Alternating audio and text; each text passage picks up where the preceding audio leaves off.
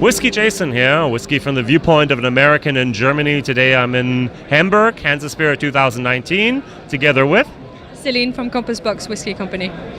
Compass Box. Yay! I really like Compass Box, by the way. Fantastic. All right, very, very good. A little bit of history. How did this American start making whiskey in Europe? Actually, we make it in Scotland because it's all Scotch whiskey, but the office is actually in West London, and it's been started by an American called John Glazer a whole 18 years ago now, because we started back in October 2000. Yeah. Amazing. I would have 10, 12, yeah, but wow. We've lasted the whole 18, yeah. so... Yay, you're now an adult, legal exactly. age. Legal age to drink in most countries, so exciting stuff. So Compass Box Scotch whiskey makers, Scotch whiskey blenders.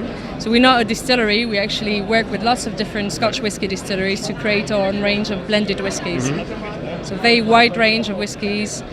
The beauty of the Compass Box range is that it encompasses all the flavors you can find in Scotch whiskey, anything from light and fruity to the rich, peaty, smokier style. Right. So got really a whiskey for everyone.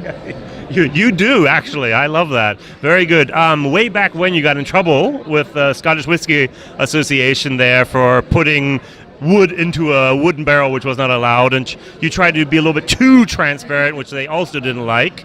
But it's been fairly quiet recently. Have you learned to live by the rules, or have you just not been pushing the boundaries as you did at the beginning? No, we keep pushing the boundaries, particularly lately. We've actually released a very special limited edition called Stranger and Stranger, right. You can see just behind me, which is a whiskey, but it's not really a whiskey. Officially, it's not. It's It's true. It's not, is it? Yeah, because we decided to add some one-year-old spirit inside the beautiful recipe of malt whiskey. So officially not a whiskey, but a really good dram. I remember buying the €3 extravaganza, just going, okay, screw you, Scottish Whisky Association, it's 3 years old. 3-year-old deluxe. I like deluxe. I just love that. It's like 0.7% deluxe. I like that. Very good. So we talked about the Stranger and Stranger. That is very strange. What else do we have out there? We've just released a couple of limited releases. One called Juveniles.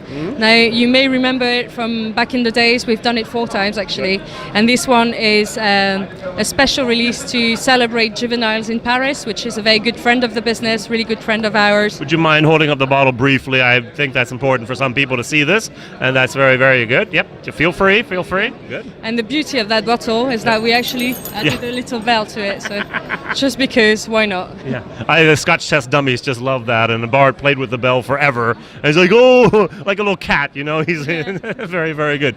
So you have a few other things you've released in the last year or so? Yeah, we've released a new version of our Flaming Heart. Now this has become one of the cult editions from Compass Box, so this is actually the 6th release that we've done. Okay, wow. Always the same idea. It's heavily spicy because of the new French oak that we use for the aging of the malt whiskey, and we've got the other component which is heavily peated, and in this particular recipe we use quite a lot of Kalila, so it's a really rock and roll whiskey, peaty and spicy all at once. So. I thought your favorite distillery was Clynelish, wasn't it? Clynelish, yeah.